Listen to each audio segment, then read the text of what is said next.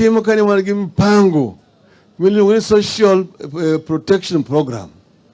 Mane wan go ngi kaka ibiro time. To jogi to ne tho wacha.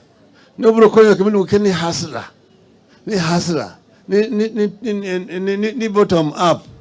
Ni bottom up. Ni ngamiluongo ni mama mboga. Ngamiluongo zikia ni jajua kali. Ngamiluongo zikia ni ya boda boda. Te negi wacho ni gidhi konyo.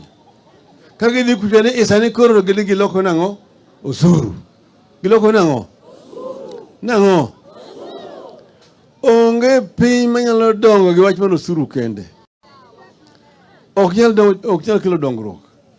Nikech usuru ichoko ne gima ni piny kanyo sano. Onge gima imedo kanyo.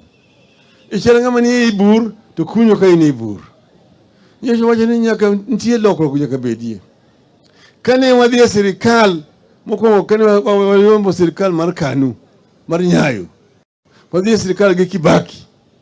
Noyudo ka sirikal mar Nyayo nowe ka pinyne odhier maonge gimoro amora.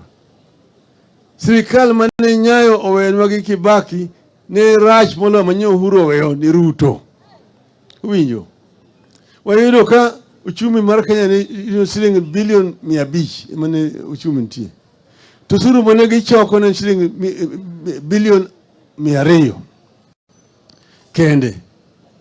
Koro joma ne Nyayo bedo ka ne hologa pesa kuom gi kama bende oringo weye. Koro ne onge pesa. To kane wadonjo e sirikal gi Kibaki, to wadhi ng'iyo gima timore thurwa ka. Wadhi ng'iyo ne, to ere kuma pesa ae? To ere kuma pesa itiyo gi pesa ni nade? To wadhi yudo ka. Ni joma noketi ni choko pesa kuom jopiny. Joma noketi kamiluongo ni custom, income tax, VAT, ng'eny gi ne gin jokuoye. Ne gin jokuoye.